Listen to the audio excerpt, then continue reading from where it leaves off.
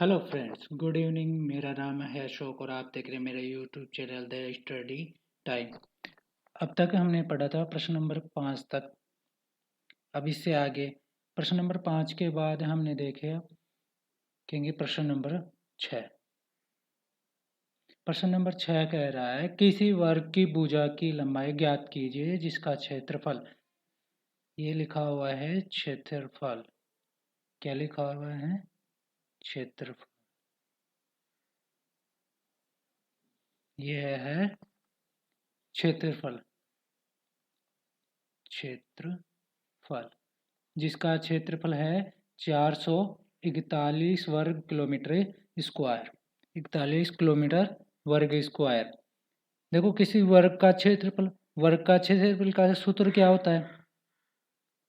वर्ग का क्षेत्रफल। वर्ग का क्षेत्रफल का सूत्र क्या होता है? भुजा स्क्वायर। भुजा स्क्वायर। देखो भुजा स्क्वायर बराबर कितना दे रखा है, यानी कि क्षेत्रफल बराबर दे रखा है कितना? 441 मीटर स्क्वायर। इधर दे रखा है क्या? भुजा स्क्वायर। हमें क्या ज्ञात करना है? भुजा की लंबाई। भुजा कितनी हो जाएगी? देखो 441 किसका वर्ग है? हम निकाल लेंगे। 441 किसका है? 21 का। 21 का है ना? 21 का स्क्वायर। 21 का स्क्वायर क्या होगा? भुजा स्क्वायर। 21 का स्क्वायर बराबर भुजा स्क्वायर। जब भुजा कितना होगी? तो भुजा होगी अपनी 21। भुजा कितनी होगी? 21। तो तो कह देंगे कि भुजा की लंबाई, भुजा की लंबाई, भुजा की लंबाई बराबर 21। देखो सेम मीटर स्क्वायर है तो मीटर लिखेंगे। क्या लिखेंगे? मीटर लिखेंगे। आगे देखो 441 का निकालना चाहें तो दोनों तरीकों से निकाल सकते हैं, भाग विधि से भी और गुणनखंड विधि से भी। तो हम भाग विधि से देखें। देखो सबसे पहले 2 दूनी 4 होता है, तो 2 दूनी 4 माइनस करें। 4 में से 4 गए 0, 2 और 2 4। यहाँ कितना आ गया? 41। अब कितना रखें? 41। 1 रखेंगे तो यहाँ भी 1 और ये 41। तो 41 माइनस 41 कितना बचेगा? 0। तो कितना आएगा इसका वर्गमूल? 21।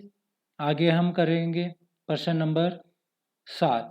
7 कह रहा है किसी त्रिभुज, ये कोई त्रिभुज है ABC जी, किसी समकोण त्रिभुज। कौन सा है? समकोण। यानी कि एक कोण क्या है? 90 डिग्री का। जो दे रखा है बी कोण कितने डिग्री का है? 90। तो पहले प्रश्न के लिए ये वाला त्रिभुज लें। यदि AB बराबर 6 सेंटीमीटर और BC बराबर 8 सेंटीमीटर है तो AC का मान है क्या? देखो AB और C, तो ABC लें तो ये हो गया कितना? 90 डिग्री का। ये 90 डिग्री का था AB। देखो AB ये तो कितनी होगी? 6 सेंटीमीटर। और BC ये वाली BC कितनी हो गई? 8 सेंटीमीटर। ये वाली सबसे पहले ज्ञात करनी है हमें। तो ज्ञात करनी है तो देखो पाइथागोरस प्रमेय होगी ए के लिए। पाइथागोरस,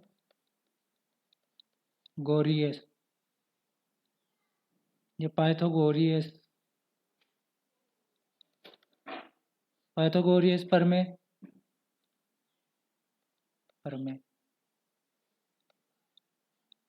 पाइथागोरस प्रमेय होती है कर्ण का स्क्वायर बराबर आधार स्क्वायर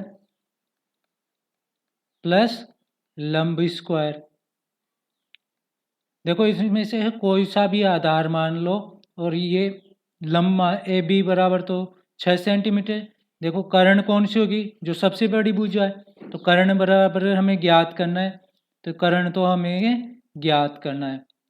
कर्ण स्क्वायर बराबर आधार स्क्वायर कितना? 6 का स्क्वायर लेंगे, यानी कि यह कह दें AB का स्क्वायर। इधर ये लें BC का स्क्वायर। BC का ज्ञात क्या करना है हमें? AC ज्ञात करना है। तो AC का स्क्वायर बराबर BC का स्क्वायर, यानी 6 का स्क्वायर प्लस 8 का स्क्वायर तो ये कितना होगा AC स्क्वायर बराबर 6×6 = 36 और 64। तो AC का स्क्वायर बराबर कितना आ गया 100।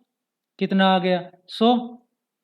अब देखो AC का स्क्वायर बराबर 100 यानी कि इसका वर्गमूल क्या होगा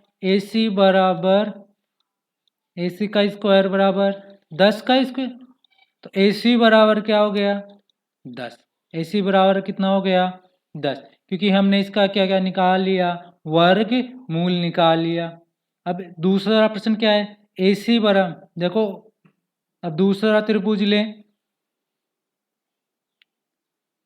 दूसरे वाले त्रिभुज की बात करें तो मैं कह दूं ये अपना त्रिभुज हो गया A B और ये C, जिसमें B कितने डिग्री का 90 डिग्री का। अब देखो क्या क्या दिया गया है इसके लिए B वाले के लिए।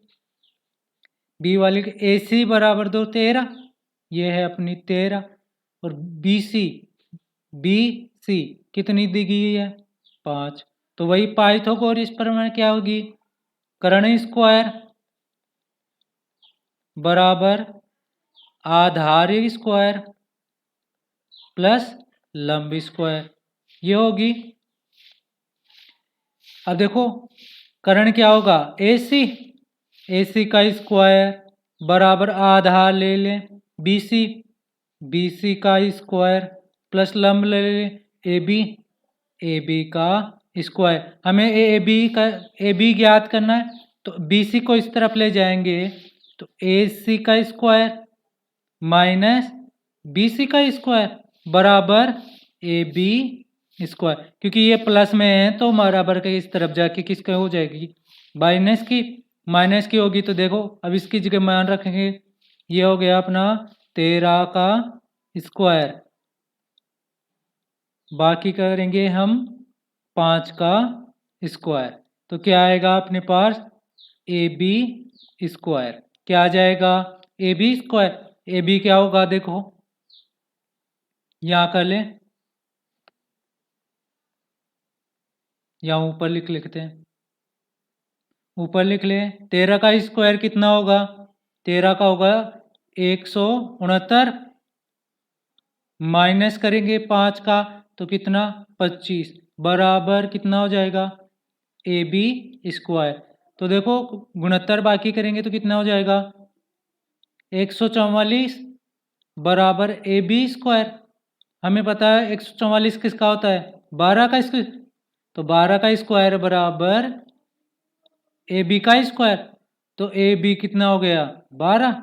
हमें यही तो ज्ञात करना था, प्रश्न में पूछा भी यही गया था कि AB बराबर ज्ञात कीजिए, और पहले में पूछा था AC जो हमने ज्ञात कर लिया।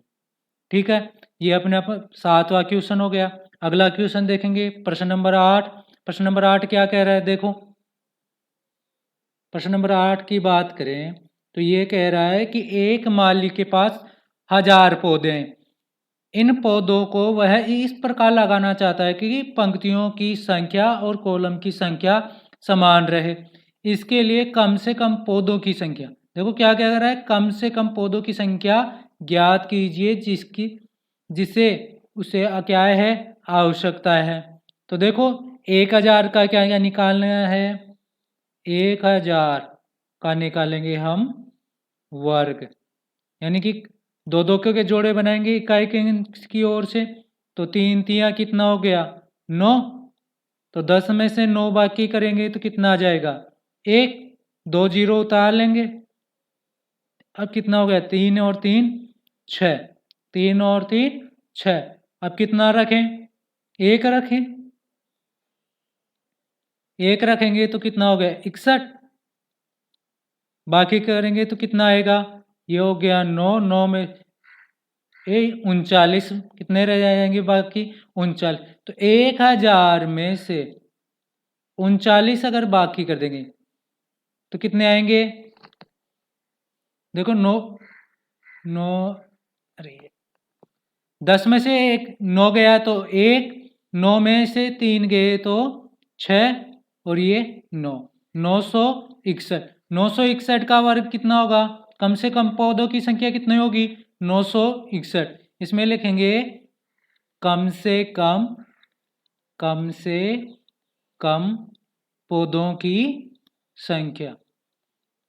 पौधों की संख्या कितनी जरूरत होगी उसे?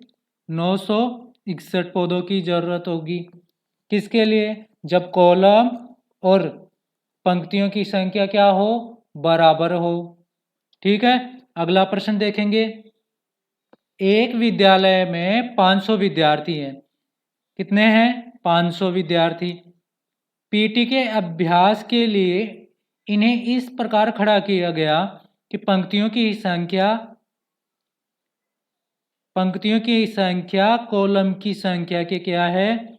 समान रहे। इस व्यवस्था को बनाने में कि इतने विद्यार्थियों को बाहर जाना पड़ेगा।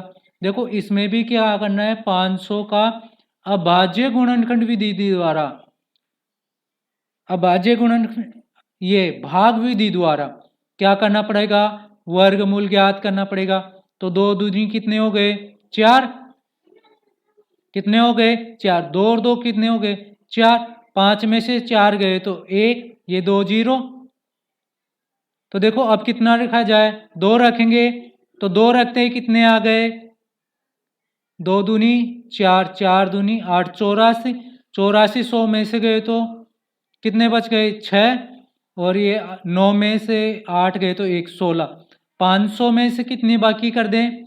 16 बाकी कर दें तो कितने आएंगे? देखो 4। 9 में से 1 गया तो 8 और ये 4, 484। 484 कितने? 484 विद्यार्थियों की जरूरत पड़ेगी। बाकी जो विद्यार्थी बाहर निकाले जाएंगे उनकी संख्या कितनी होगी? 16। तो इस व्यवस्था को बनाए रखने के लिए बाहर जाने वाले विद्यार्थियों की संख्या कितनी? बाहर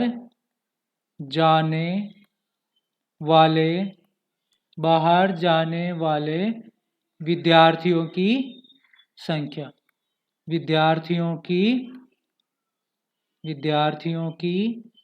संख्या कितनी हो जाएगी? 16। कितनी हो जाएगी? 16। आगे हम करेंगे, जो प्रश्न रह गए उन्हें हम अगले कक्षा में करेंगे। अगर आपको मेरी ये क्लास अच्छी लगी हो तो लाइक एंड सब्सक्राइब जरूर करें। Thank you very much.